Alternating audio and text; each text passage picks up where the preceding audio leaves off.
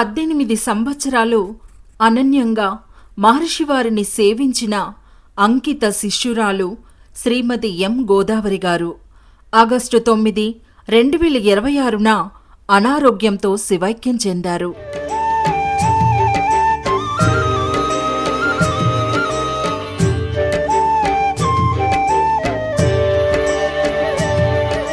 మహాపీఠంలో ఓం వినతాయ నమః శివలింగ ప్రతిష్ఠ మరియు 2008 నిర్మల్ జిల్లాలో జరిగిన అష్టోత్తర జ్ఞాన యజ్ఞంలో యజ్ఞ నిర్వాహకులుగా పాల్గొని విశేష సేవలు అందించిన పుణ్యజీవి గోదావరి గారు.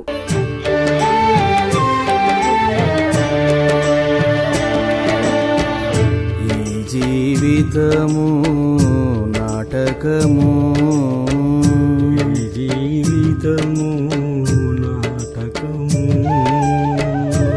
ఈ జీవితము నాటకము, ఈ జీవితము నాటకము, ఈ జీవితము క్షణికమురా, ఈ జీవితము క్షణికమురా, మోహము వలదురా ఓ జీవా, మోహము వలదురా ఓ జీవా, ధ్యానము చేయరా ఓ జీవా, ధ్యానము చేయరా ఓ జీవా.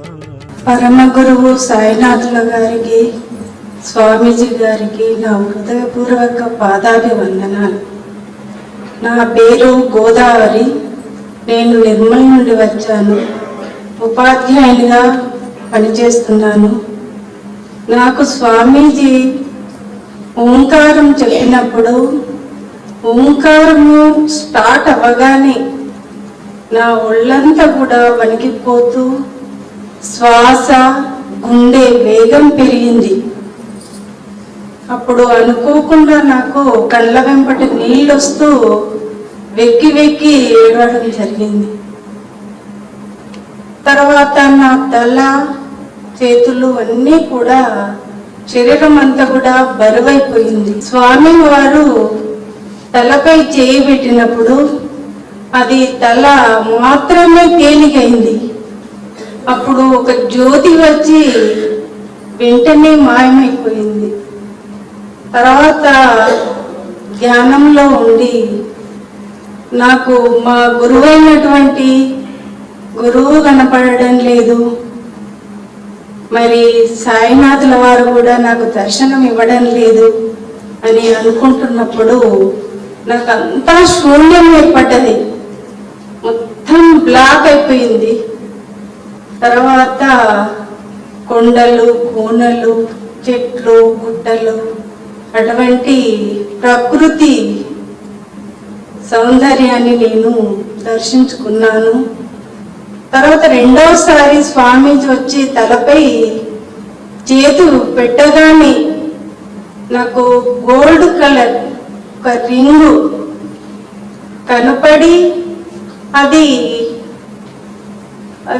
చుట్టూ తిరుగుతూ చిన్నగా అయిపోయి నా సహస్రంలో ప్రవేశించినట్లు నాకు అనిపించింది. ఇంతటి అనుభూతిని కలిగించినటువంటి సాయినాథుల వారికి, స్వామీజీకి నా ధన్యవాదాలు. జీవితము నాటకము, జీవితము నాటకము.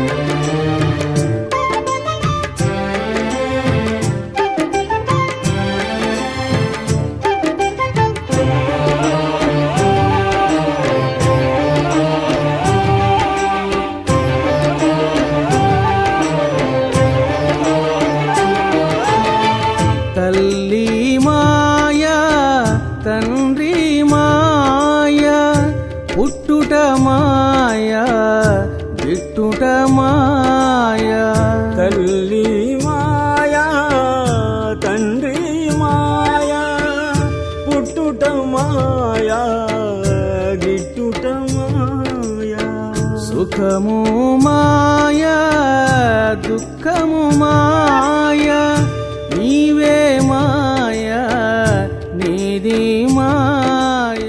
శివశక్తి సాయి భైరవులు మరియు సిద్ధగురు శ్రీ రమణానంద మహర్షివారు సద్గతిని ప్రసాదించాలని విన్నవిస్తూ కీర్తిశేషులు శ్రీమతి ఎం గోదావరి గారి కుటుంబ సభ్యులకు బంధువులకు మహాపీఠం ప్రగాఢ సంతాపం తెలియజేయుచున్నది.